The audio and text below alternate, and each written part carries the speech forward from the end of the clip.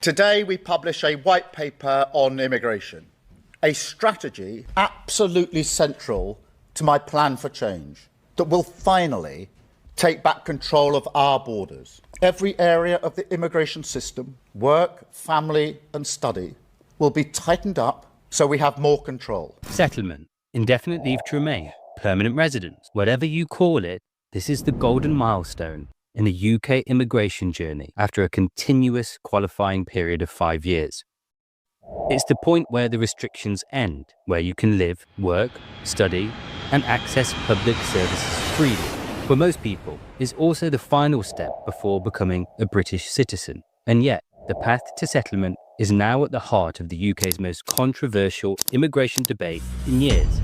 In 2024 alone, 162,000 people were granted settlement, a 35% increase from the previous year. This includes families, workers, and students who have transitioned into professionals. Yet the government argues that the system needs to change, claiming that too many people are reaching settlement too quickly, without what they define as enough contribution.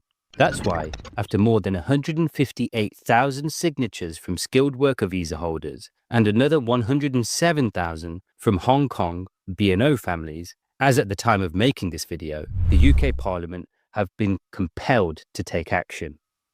On September the 8th, 2025, members of Parliament will debate the government's proposal to double the indefinite leave to remain qualifying period from 5 years to 10 years, as well as to implement stricter requirements for approval. This isn't just a minor policy change. It could determine whether you secure your family's future in 5 years or face a decade of waiting under more stringent rules. Hello, we're Reese Edwards Solicitors, a UK-based immigration and family law firm with over 15 years' experience helping families, workers, and businesses navigate complex UK immigration rules to avoid costly mistakes. We're experts at turning visa refusals into approvals and are proud to have more than 1,000 5-star Google reviews. Today, I'll take you inside the petitions, inside the government's own white paper, and into the human stories behind this fight, so you'll know exactly what's at stake.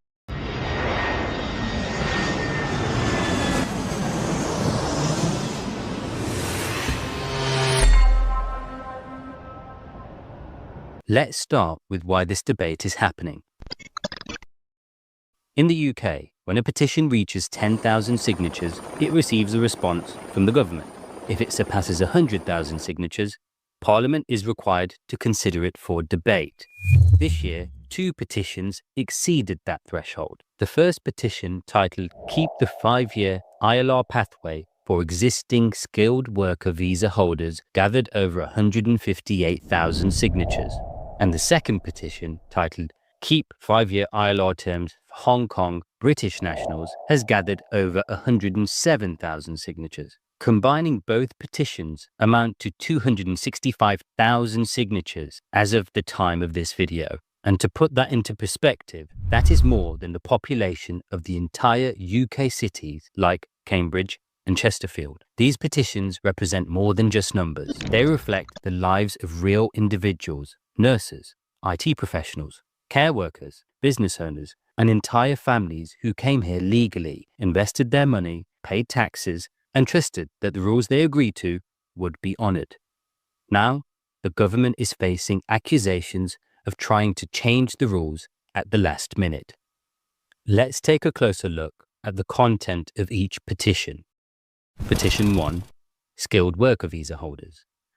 This petition says clearly, do not apply proposed 10-year ILR rule to existing skilled worker visa holders. Keep the 5-year ILR route for those already in the UK. Apply any changes only to new applicants from the date of implementation. In other words, if you came on the promise of 5 years to settlement, that promise should be honoured. Simple.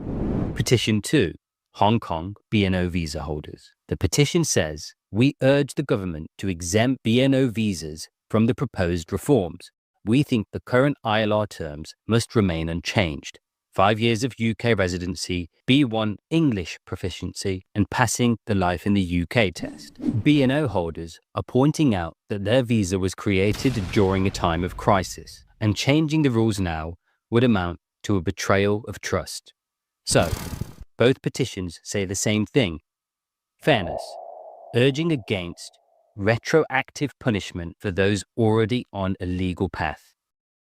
To understand why these petitions exist, we need to refer to the government's own words in its May 2025 white paper titled Restoring Control over the Immigration System. Here's what it clearly states. Paragraph 259, settlement in the UK is a prerequisite for becoming a British citizen and brings lifelong benefits. Paragraph 262, settlement is a privilege and not a right. Paragraph 263, current criteria do not reflect a strongly held belief that people should contribute to the economy and society before gaining settled status. And then the big one, paragraph 264.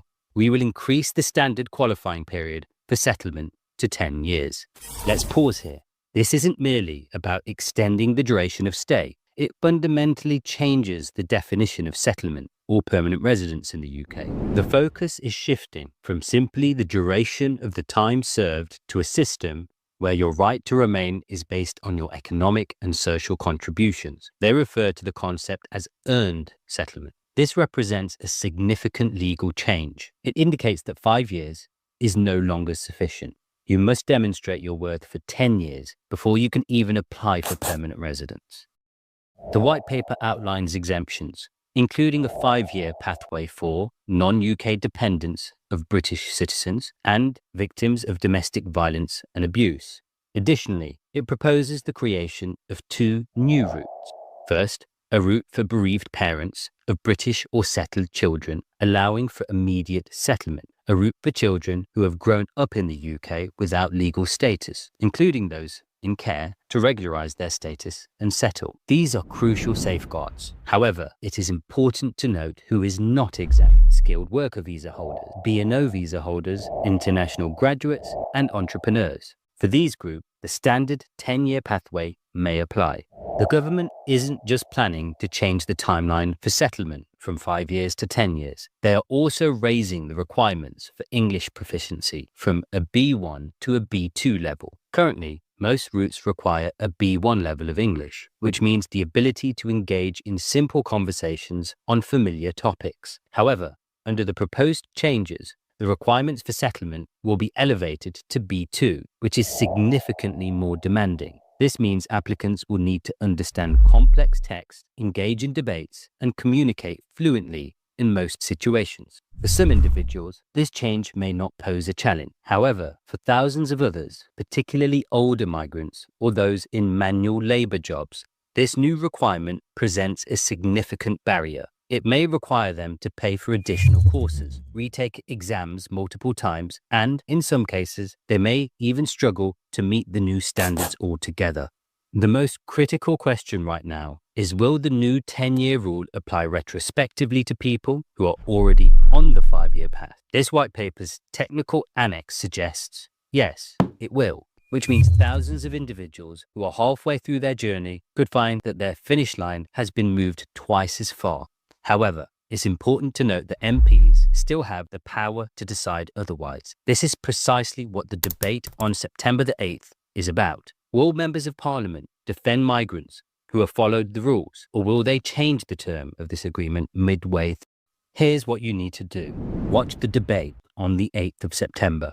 Share this video with every skilled worker, B&O holder, and family affected. Leave a comment. Should the government apply the 10-year rule to people already here? Because here's the truth. Over 200,000 signatures got us this far. However, it will be the public's pressure, visibility, and our collective voice that will determine what happens next. We'll be covering the debate live and breaking down the outcome immediately afterwards. So, if this matters to you, hit the subscribe button, turn on notifications, and join us as we hold the government accountable for promises made to migrants already building their lives here. Your voice has already forced Parliament to listen. Now, let's make sure they act.